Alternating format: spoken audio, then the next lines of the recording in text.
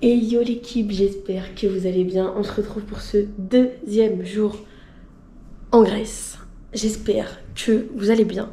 Moi ça va super. Aujourd'hui on va visiter la ville d'Héraklion, une des trois principales villes comme j'avais pu vous l'expliquer sur l'île. C'est parti, let's go. Déjà on a un peu de bus mais après ça va être bien. C'est parti. L'équipe bien arrivée après 1 heure de bus. Écoutez comment on n'entend rien, je suis même pas sûre qu'on m'entende tellement ils chantent fort. Donc là on est dans les ruines de... C'est le palais de quoi? Knossos. Le palais de Knossos. Il a été construit en 1900 avant Jésus-Christ et après il a subi de nombreuses démolitions. Il l'avait reconstruit en 1700 avant Jésus-Christ et il a été re-abîmé, du coup il n'y a plus que des ruines.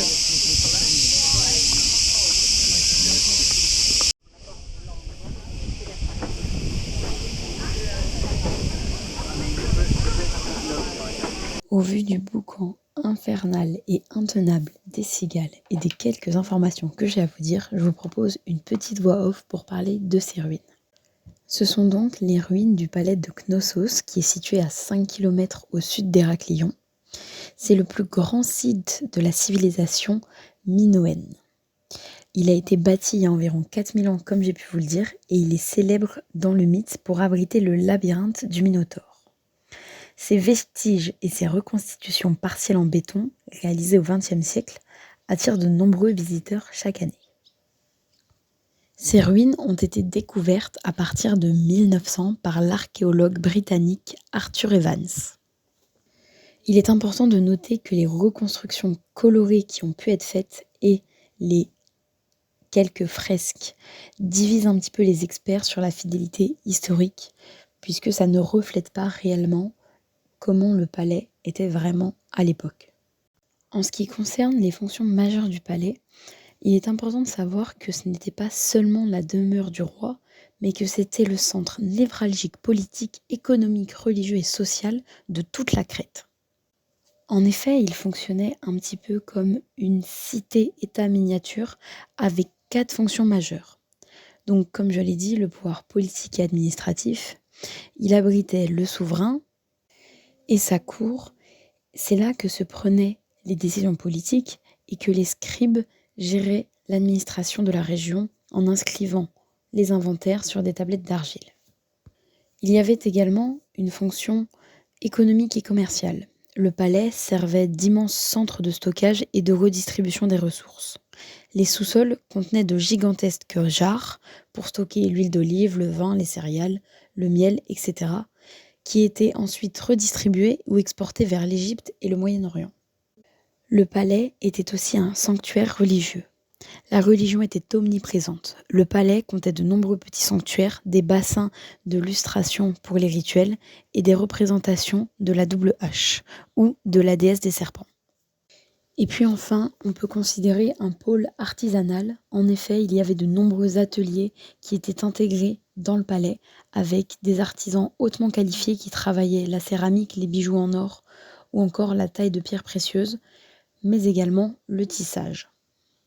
Maintenant, pour vous parler un peu plus du mythe autour du labyrinthe de Knossos, on va commencer par l'origine du Minotaure. À l'origine, le roi de Crète, Minos, refuse de sacrifier un taureau blanc offert par le dieu Poséidon. Pour se venger, Poséidon pousse l'épouse de Minos, qui s'appelait Pasiphae, à tomber amoureuse de l'animal. Et donc de cette union entre l'animal et Pasiphae, naît le Minotaure, une créature donc mi-homme, mi-taureau, qui se nourrit de chair humaine. Par la suite, Minos va ordonner à l'inventeur nommé Dédale de construire une prison impossible à fuir pour y enfermer le Minotaure. Par la suite, il va y avoir une guerre et Minos va gagner à Athènes et il va ensuite exiger que la ville d'Athènes envoie de façon régulière 7 jeunes hommes et 7 jeunes femmes afin de nourrir le Minotaure. Quand on parle de ce mythe, il est important d'éclaircir 2 ou 3 petites choses. Ce qui est historiquement vrai, la réalité à Knossos, c'est donc que les archéologues ont découvert que le mythe, c'était une déformation de la culture minoenne. Le labyrinthe, c'était en réalité le palais lui-même, avec ses 1300 pièces, ses couloirs qui tournaient à angle droit, ses étages et ses escaliers. Le palais de Knossos était d'une complexité absolue. En revanche, il n'y a jamais eu de prison souterraine construite par des dalles. Bon l'équipe, on a repris le bus parce qu'on était à Knossos pour les ruines et là on est vraiment à Héraclion même. Du coup on va aller visiter un petit peu les trucs qu'il faut voir, sachant qu'on n'aura pas le temps de tout faire parce que là on a 3 heures et il faut qu'on mange quand même. Là-bas on voit la mer et les montagnes. Attention devant. Ouais, on a regardé un petit coup vite fait dans le bus, on s'est renseigné. Entre le bas de la ville et le haut de la ville, il y a 800 mètres de dénivelé.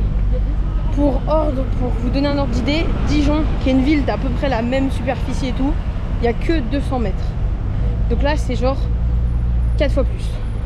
Entre le bas et le haut, sachant que c'est tout montagneux un peu partout. Déjà, regarde le dénivelé entre là où on est et la rue où on sera dans 5 secondes. Le GPS me dit qu'il faut traverser là. Regarde, là il y a un passage. Mais il n'y a pas de passage piéton. Mais sinon on reste à gauche hein. Parce qu'en fait elle est là la forteresse. Voilà. C'est ça, oui mais il faut faire le tour du port. Mais non mais ouvre les yeux par pitié.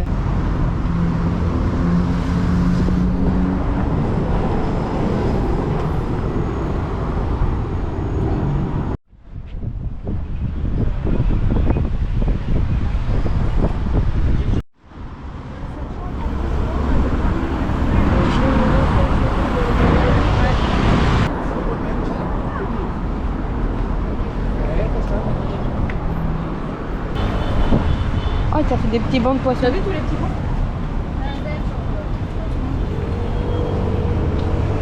Il y a des un peu plus gros.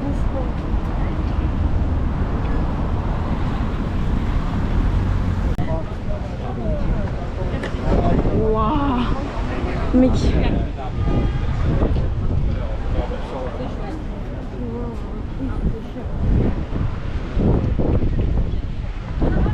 C'est ce que j'allais dire, la seule façon que j'ai de voir la vue en fait c'est de monter sur un banc. Hein.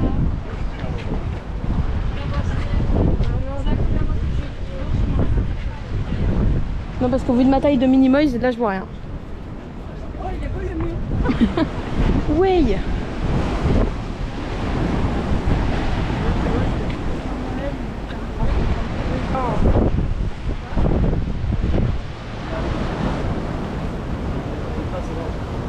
C'est trop beau. Waouh. Non mais c'est trop beau. Oh waouh. Oh ça fait trop du bien. Ça fait trop du bien. Le courant d'air. On va revenir là si tu veux le temps. Waouh.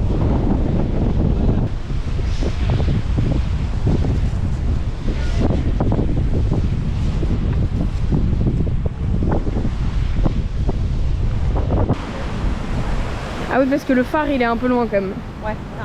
Il est tout au bout. Bien, mais La vérité il paraît tout petit du coup. Waouh. il y a bien 2-3 km. Jusqu'au phare ouais il y a moyen. Ouais.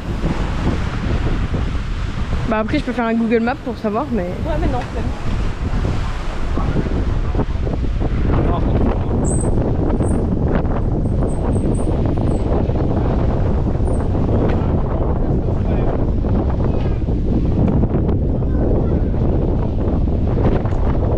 Je peux m'envoler la vérité.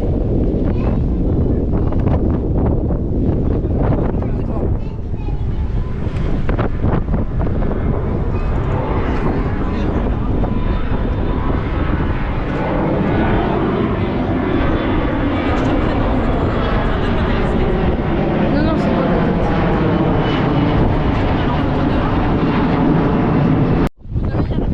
Attends mais la vérité je vais m'envoler. Je... Ouah, comment le vent il nous pousse.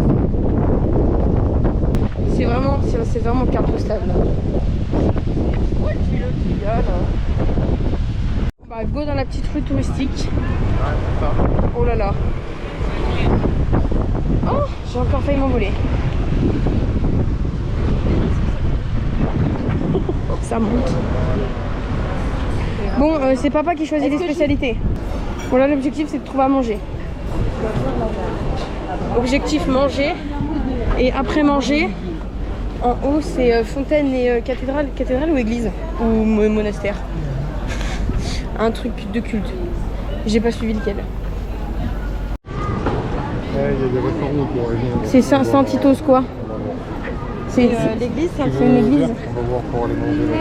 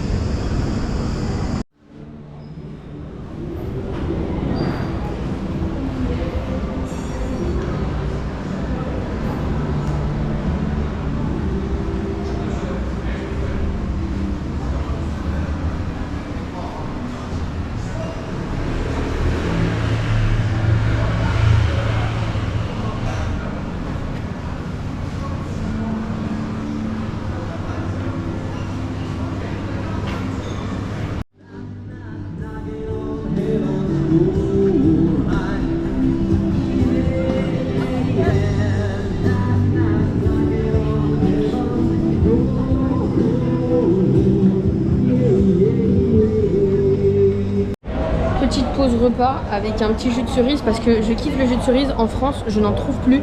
Là, il y en a partout, donc je bois du jus de cerise. Je vais vite regretter, mais voilà. Et petit sandwich comme ça, je sais pas trop ce que c'est, mais voilà.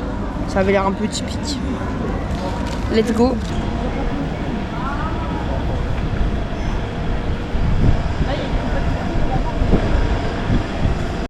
Donc du coup l'équipe, on a mangé.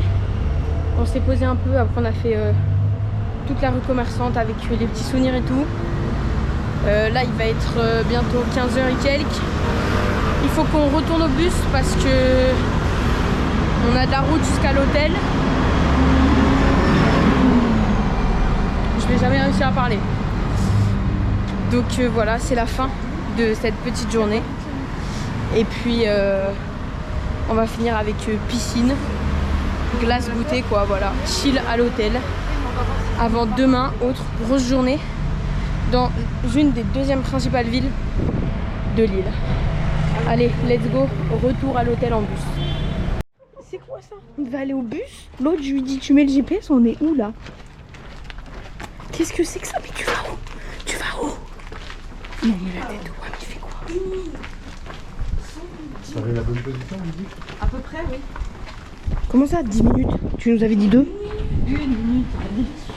Mais on va arriver où? Je sais pas. Là, dans 1 minute, je vois pas le bout de la rue. Les 5. Donc, à un moment donné. Donc à un moment donné, si on voit pas le bout de la rue, il va falloir se demander où on est. Qu'est-ce que c'est? Mais putain, on est où?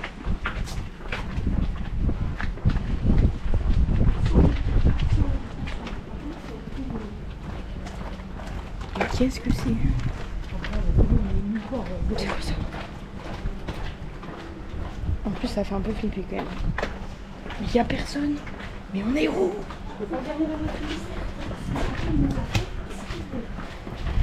Je vais allumer mon téléphone.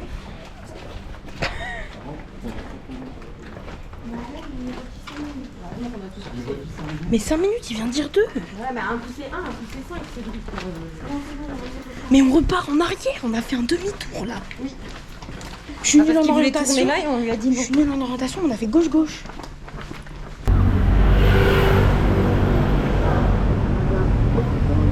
Ça, il est là. Bah oui, forcément, il a demandé à ce qu'on arrive à 10 pour partir à 15, il est 9. Mais bah, ça on est va. bon, hein. Il a dit commencer à revenir un petit peu avant. On va faire comme ça, comme ça. Ouais, ouais. C'est bon, il a dit 15. Il a dit juste d'essayer de venir avant. Non, non, c'est pas essayer, il a dit il faut qu'on soit là à 10.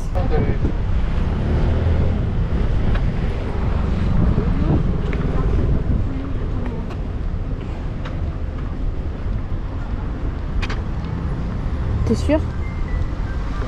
C'est qui?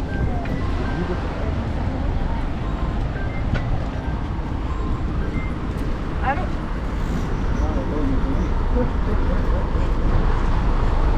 Bah voilà. Voilà, qui c'est qu'on attend au bus? C'est nous.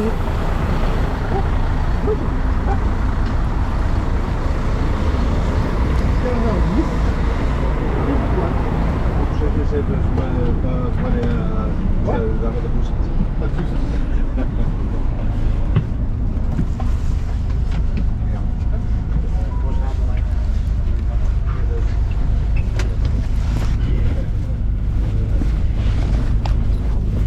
C'est-à-dire que si nous avait pas fait passer dans les petites rues. Et il avait dit 15h10. Il est 15h10. L'année complète, alors, sur notre gauche, vous pouvez constater l'université dominicaine de Saint-Pierre. Et aujourd'hui, c'est une conférence. Sur notre sinistra, c'est le monastère dominicano de San Pedro.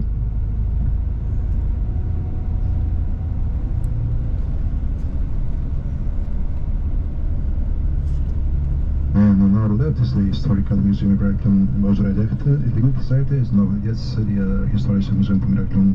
En notre gauche, le Musée historique de Miraculum. Bon l'équipe, je vous fais une petite voix off pour l'outro parce que je vous avoue qu'on était complètement claqués par la journée. Donc j'ai complètement oublié de faire d'outro. On était surtout très fatigués par ce petit moment de stress où on s'est retrouvé dans des ruelles un petit peu bizarres qui faisaient vraiment très peur. On s'est un peu paumé. Mais voilà, c'était quand même une journée sympa. J'espère que la vidéo vous aura plu. Si c'est le cas, comme d'habitude, n'hésitez pas à liker et à me donner vos avis dans les commentaires. Et on se dit à demain pour la suite des vlogs. Ciao, ciao!